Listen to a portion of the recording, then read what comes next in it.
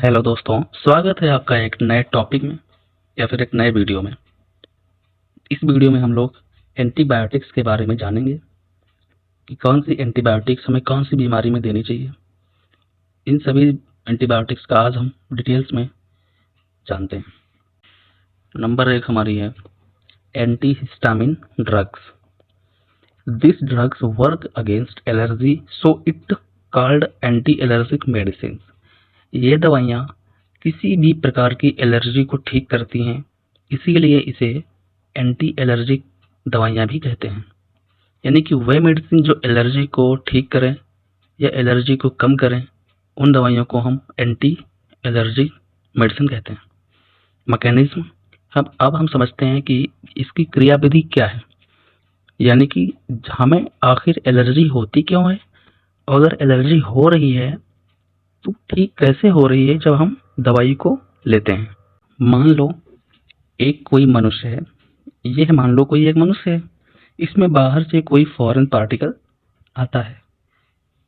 Foreign particle मतलब कोई बाहर से आएगा एलर्जक, जो कि हमारे इस मुंह के द्वारा आ सकता है, नाक के द्वारा आ सकता है, या अगर यहाँ पे चोट लग गई है तो उस चोट के थ्रू वो जो एलर्जक है वो हमारी बॉडी में इंटर करेगा। ठीक है, जब हमारे शरीर में वो इंटर करेगा एलर्जक, तो हमारे शरीर में ऑलरेडी पहले से दो सेल जो होती हैं वो उपस्थित होती हैं। नंबर 1 होती है मस्ट सेल, और दूसरी होती है बेसोफिल। ठीक है, दूसरी बेसोफिल होती है। तो ये कोशिकाएं एक विशेष प्रकार का सब्सटेंस रिलीज करती हैं जिसे हम एंटीहिस्टामिन कहते हैं, और सबसे ज्यादा मस्ट कोशिका हमारे शरीर में होती हैं। और जब कोई बाहर से आया हुआ एलर्जक हमारी हमारी बॉडी के किसी भी पार्ट में स्वेलिंग उत्पन्न करेगा, यानी कि जब कोई बाहर से कोई पार्टिकल आएगा तो मस्ट सेल और बेसोफिल से संपर्क करेगा और उनसे ये हिस्टामिन रिलीज करवाएगा।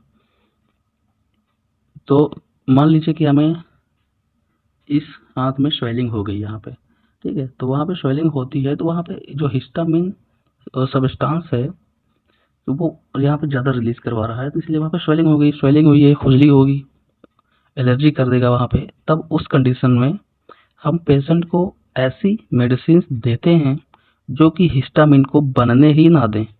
तब हम पेशेंट को एंटी हिस्टामिन मेडिसिन देते हैं।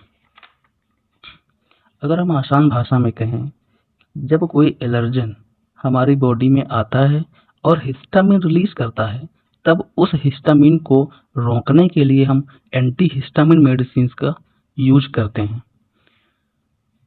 ओके, इतनी बात समझ में आ गई। अब देखते हैं कि कौन कौन सी दवाइयाँ हैं जो एंटी हिस्टामिन होती हैं। तो एक है ब्रोमफेनेरामाइन, ये भी एक एंटी हिस्टामिन ड्रग्स है। दूसरी है क्लोरफेनेरामिन। तीसरी है सिट्रजिन, ये तो सभी लोग जानते हैं, ये सर्दी जुकाम और एलर्जी में बहुत यूज होता है इसका। आगे देखते हैं क्लेमेस्टिन और डिफेनहाइड्रामिन और फैक्सोफेंडिन, ये सारी मेडिसिन एंटी हिस्टामिन ड्रग्स हैं। एंटीसेप्टिक या पस septic drugs. N antiseptic is a substance that stops or down the growth of microorganism।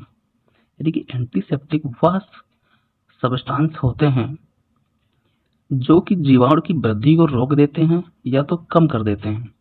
Antiseptic are different type according to need, यानी कि आवश्यकता के अनुसार एंटीसेप्टिक कई प्रकार के होते हैं। नंबर 1 है skin antiseptic, eye antiseptic, ear antiseptic, oral antiseptic. ये कुछ प्रकार हैं जो एंटीसेप्टिक्स के यहाँ पे दिए गए हैं, जिसमें बात आता है कि एक ऑइंटमेंट आता है एसिक्लोविर आई ऑइंटमेंट। ये आँख में हुए इन्फेक्शन को उस पर हम ओरली लगाते हैं, यानी ऊपर से, उसको ठीक करता है। और दूसरा आता है बेंजोनिक एसिड प्लस सैलिसिलिक एसिड का एक कॉम्बिनेशन आता है जो व्हाइट फील्ड करके आता है, मिल जाएगा मार्केट में आसानी से। फिर तीसरा आता है बेंजल बेंजोएट, चौथा आता है कैलामाइन लोशन, तो सभी लोग जानते हैं एक हिसाब से। एंटी एनीमिया मेडिसिन क्या होती है? This type of medicine use to increase HB यानी haemoglobin level and treatment anaemia. यह दवाइयाँ हीमोग्लोबिन को बढ़ाने तथा एनीमिया को ठीक करने के लिए इस्तेमाल की जाती हैं। नंबर 1 एनीमिया है आयरन डिफिशियंसी एनीमिया, यानी कि आयरन डिफिशियंसी एनीमिया यानी कि आयरन की कमी से जो होने वाली एनीमिया है, उसमें कौन सी दवाइयाँ हम लोग देते हैं? तो पायरोक्सिन टैबलेट और रिबोफ्लेविन टैबलेट, ये टैबलेट हमारी आयरन डिफिशियंसी एनीमिया को ठीक करती हैं। आगे सेकंड नंबर की जो एनीमिया है मेगाब्लास्टिक anaemia. This anaemia is mainly caused by deficiency in vitamin B12 and folic acid. इस प्रकार की एनीमिया विटामिन B12 तथा फॉलिक एसिड की कमी से होता है। इसमें टेबलेट बहुत आती है 520 करके, ये 512 है, 512। इसमें folic acid and vitamin B12 drops का होता है। इसकी टेबलेट्स भी जाती हैं मार्केट में।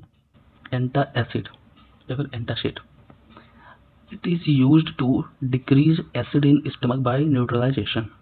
इसका इस्तेमाल आमाशय में उपस्थित एसिड को उदासीन करने के लिए किया जाता है। It is also helpful for heart burning. इसके इस्तेमाल से पेट तथा छाती में होने वाली जलन में आराम मिलता है।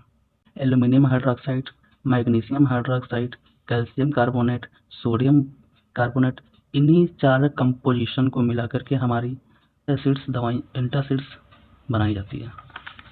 नंबर 1 है डाइजीन सीरम, जानते हैं आप सभी लोग। डाइजीन सीरम में aluminium hydroxide, magnesium hydroxide, calcium carbonate, sodium carbonate, इन्हीं सब चीज़ों का इसमें कॉम्बिनेशन होता है। अगला हमारा है एंटी स्पास्मोडिक मेडिसिन, यानी कि पेट में होने वाली दर्द मरोड़ को ठीक करने वाली दवाइयों को हम एंटी स्पास्मोडिक मेडिसिन कहते हैं। This medicine is mainly used for abdominal pain and spasm. इन दवाइयों का इस्तेमाल पेट में होने वाले दर्द तथा मरोड़ के लिए किया जाता है। नंबर 1 है मेडिसिन, जो कॉम्बिनेशन है हायोसिन प्लस ब्यूटिल ब्रोमाइड। इस टेबलेट का यूज़ हम पेट में होने वाले दर्द और मरोड़ में करते हैं। और सभी जानते हैं कि ड्रोटावेरिन तो सभी लोग यूज़ कर चुके होंगे। ड्रोटावेरिन और आती है एफेनेमिक में एसिड आती है, तो इनका कॉम्बिनेशन भी आता है। बाकी अलग अलग दवाइयाँ भी आती हैं मार्केट में। अगला है anti fungal medicine. This medicine works again fungal infection and treat. ये दवाइयाँ फंगस संक्रमण होने पर इस्तेमाल की जाती हैं। नंबर 1 है फ्लूकोनाजोल, नंबर 2 है कीटोकोनाजोल और तीसरी है इकोनाजोल। और फ्लूकोनाजोल को सभी जानते हैं कि इसको 1 वीक में एक ही बार यूज़ करते हैं, बहुत ही फेमस दवाई है। अगला है analgesic medicine. This is pain killer medicine which relief in pen. यह दर्द निवारक दवाइयाँ होती हैं जो दर्द कम करती हैं। It is block the receptors of pain which transfer impulse. ये दवाइयाँ शरीर से दर्द को मस्तिष्क तक ले जाने वाले नर्व को बंद कर देती है। नंबर 1 है टेबलेट का नाम है कॉलपोल, जिसमें ड्रग जो होता है वो पैरासीटामोल होता है।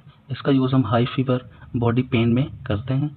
और इसकी डोज कितनी मात्रा में देना है? तो 300 mg Q12H, यानी कि हर 12 घंटे में एक बार, 500 mg 12 घंटे में एक बार और 650 mg हम 12 घंटे में एक बार यूज कर सकते हैं।